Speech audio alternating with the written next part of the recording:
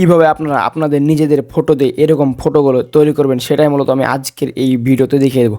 তো চলুন বেশি কথা না পারিয়ে ফটো এডিটিং শুরু করা যাক। সো ফটো এডিটিং শুরু করার পূর্বে আপনাদের কাছে ছোট্ট একটা রিকোয়েস্ট থাকলো, যারা যারা এখন পর্যন্ত আমাদের এই চ্যানেলটিকে সাবস্ক্রাইব করেনি তারা অবশ্যই এক্ষুনি আমাদের এই চ্যানেলটিকে সাবস্ক্রাইব করে দেবেন, এবং এখন পর্যন্ত যারা যারা চ্যানেলটিকে সাবস্ক্রাইব করেছেন তাদেরকে অসংখ্য ধন্যবাদ। সো এই ফটোটা এডিটিং করার জন্য ফার্স্ট টাইম আপনাদেরকে একটি অ্যাপসের প্রয়োজন হবে। অ্যাপসটি ইনস্টল করার জন্য চলে যাবেন প্লে স্টোরে। প্লে স্টোরে যাওয়ার পর এখানে দেখবেন সার্চ বার, জাস্ট সার্চ বারে ক্লিক করে দেবেন। সার্চ বারে ক্লিক করে দেওয়ার পর এখানে দেখবেন pixel lab, just pixel lab লিখে জাস্ট আপনার এই আইকনটি দেখে এই অ্যাপসটি ইনস্টল করে নেবেন। আমি সময় বাঁচানোর ক্ষেত্রে আগে থেকে ইনস্টল করে রেখেছি, জাস্ট এখান থেকে আমি ওপেন বাটনে ক্লিক করে ওপেন করে নেব। সো অ্যাপসটি ওপেন করে নেওয়ার পর ফার্স্ট টাইম আপনাদের সামনে সেম এরকম একটি ইন্টারফেস হবে। সেখান থেকে যে কাজটি করবেন দেখতে পাচ্ছেন কর্নারে প্লাস আইকন, জাস্ট এই প্লাস আইকনে ক্লিক করে দেবেন। প্লাস আইকনে ক্লিক করে দেওয়ার পর সারফেস, জাস্ট এখানে ক্লিক করে দেবেন। এখানে ক্লিক করে দেওয়ার পর এটি এরকমই থাকবে। জাস্ট এখান থেকে কালারটি আমরা এটি করে নেব। এটি করে নেওয়ার পর জাস্ট এখান থেকে রাইট বাটনে ক্লিক করে দেবো। রাইট বাটনে ক্লিক করে দেওয়ার পর এটি আমরা কিন্তু সম্পূর্ণ যে আমাদের ফ্রেম, সেই ফ্রেমে আমরা নিয়ে চলে আসবো। জাস্ট এখান থেকে আমি এইটিকে সম্পূর্ণ ফ্রেমে নিয়ে চলে আসলাম। ফ্রেমে নিয়ে আসার পর যে কাজটি করবেন দেখতে পাচ্ছেন এখানে কর্নারে প্লাস আইকন, এই প্লাস আইকনে ক্লিক করে আপনারা গ্যালারি থেকে অবশ্যই আপনাদের নিজের ছবিটি সেট করে দেবেন। আপনি যেই ছবিটি দিয়ে আর কি এই ফটোটি এডিটিং করতে চাচ্ছেন, জাস্ট এখান থেকে আমি একটি ছবি দিয়ে দিলাম। একটি ছবি দেওয়ার পর এখান থেকে ছবিটিকে আমি অনেক বড় করে নেব। বড় করে নিয়ে জাস্ট আমি মাথাটা এখান থেকে বসাতে যাচ্ছি, ছবিটার লুকটা যেন অনেক ভালো লাগে দেখতে। জাস্ট এখান থেকে আমি একটু কাছে করে নিলাম। কাছে করে নেওয়ার পর এখান থেকে যে কাজটি করবেন দেখতে পাচ্ছেন এই ছবিটি হয়ে গেছে। এই ছবিটি হওয়ার পর এখানে দেখতে পাচ্ছেন এই আইকনটি, জাস্ট এই আইকনটির উপর ক্লিক করে দেবেন। এই আইকনটির উপর ক্লিক করে দেওয়ার পর এখান থেকে সাইডে চলে আসবেন। সাইডে চলে আসার পর এখানে দেখতে পাবেন অপাসিটি, জাস্ট এখান থেকে যে কাজটি করবেন অপাসিটির উপর ক্লিক করে দেবেন। অপাসিটির উপর ক্লিক করে এখান থেকে এটির হাইট মোটামুটি 60 থেকে 70-এর ভিতরে রাখবেন। জাস্ট আমি কিন্তু 70 করে দিলাম। সো অবশ্যই এখানে আপনাকে যে ফটো এডিটিং করবে এই ফটোটা কিন্তু ব্যাকগ্রাউন্ড রিমুভ করতে হবে। অবশ্যই আপনারা গুগল থেকে রিমুভ বিজি থেকে ব্যাকগ্রাউন্ডটি রিমুভ করে নেবেন, অথবা আদার্স যে কোনো মাধ্যমে এই ফটোটার ব্যাকগ্রাউন্ড আপনার খুব সুন্দরভাবে কিন্তু রিমুভ করে নেবেন। ফটোর ব্যাকগ্রাউন্ড রিমুভ না করলে কিন্তু আপনি এডিটিং করতে পারবেন না।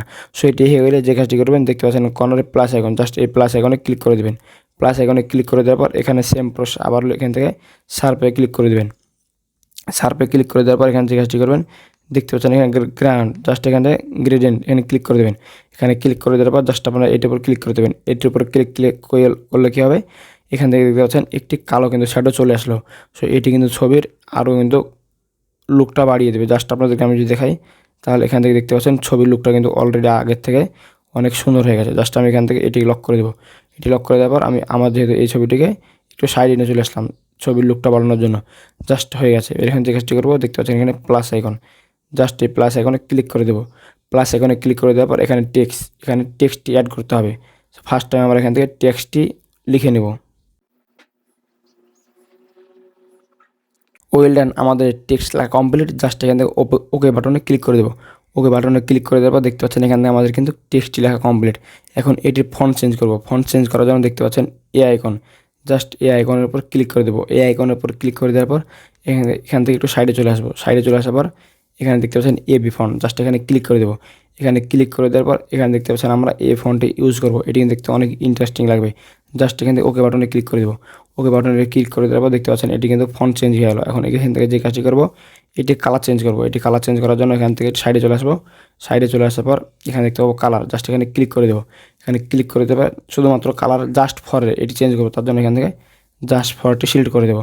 জাস্ট ফরটি সিলেক্ট করে দেওয়ার পর এখান থেকে আমরা অবশ্যই প্লাস এখানে ক্লিক করে এখান থেকে কালারটি লাল করে নেব। জাস্ট ফরের কালারটা শুধু লাল থাকবে। জাস্ট দেখতে পাচ্ছেন এখান থেকে রেড ফরের কিন্তু কালারটি লাল হয়ে গেল। এখান থেকে যে কাজটি করবেন টিক করে দেবেন। টিক মার্কে ক্লিক করে দেওয়ার পর এটির আরেকটু লুক বাড়াবো, তার জন্য এখান থেকে স্টোক অপশনটি খুঁজে বের করবো। দেখতে পাচ্ছেন স্টোক, জাস্ট এখানে ক্লিক করে দেবো। এখানে ক্লিক করে দেওয়ার পর এটিকে এনাবল করবো এবং এখান থেকে এটিকে মোটামুটি 40% আমরা নিয়ে চলে আসবো। 40% নিয়ে আসার পর এখান থেকে আমরা কালো কালারটি সিলেক্ট করে দেবো। কালো কালারটি সিলেক্ট করে এখানে টিক মার্কে ক্লিক করে দেবো। টিক মার্কে ক্লিক করে দেওয়ার সাথে সাথে দেখতে পাচ্ছেন ছবিটি কিন্তু লুক চেঞ্জ হয়ে গেছে। সেখানে চাইলে আপনারা আরও অনেক কিছু অ্যাড করতে পারেন। আমি আর অ্যাড করতে চাচ্ছি না, জাস্ট এখান থেকে ছবিটা আমি ইনপুট করে নেবো। সো ইনপুট করার আগে এখান থেকে আমরা যে কাজটি করেছিলাম এই কালো লুকটাকে কিন্তু আমরা আরেকটু এদিকে এই সাইডে নিয়ে আসবো, দেখতে আরও সুন্দর লাগছে। সো দেখতে পাচ্ছেন কী সুন্দরভাবে কিন্তু এরকম ফটোগুলো তৈরি হয়ে গেলো।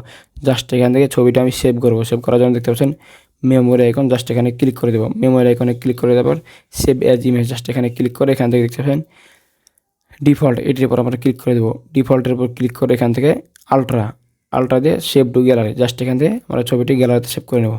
সো গ্যালারিতে এখান থেকে কিন্তু খুব সহজেই ছবিটি সেভ হয়ে যাবে। ছবি আর দেখতে পাচ্ছেন, আপনাদেরকে আমি যদি আমার গ্যালারিটি ওপেন করে দেখাই তাহলে এখান থেকে দেখতে পাচ্ছেন কী সুন্দরভাবে আমি এই ছবিটি এডিটিং করলাম। সো চাইলে আপনারা এখন থেকে আপনাদের নিজেদের ফটো দিয়ে এরকম ফটোগুলো এডিটিং করে নিতে পারেন। সো ভিউয়ার্স, ভিডিওটি কেমন লাগলো অবশ্যই মতামত কমেন্ট বক্সে জানাবেন। আর ভিডিওটি যদি একটু ভালো মনে হয়ে থাকে অবশ্যই ভিডিওতে লাইক দিয়ে চ্যানেলটি সাবস্ক্রাইব করে দেবেন। দেখা হবে সামনে নতুন একটি মজাদার ইন্টারেস্টিং ভিডিও নিয়ে। ভালো থাকবেন, আল্লাহ হাফেজ।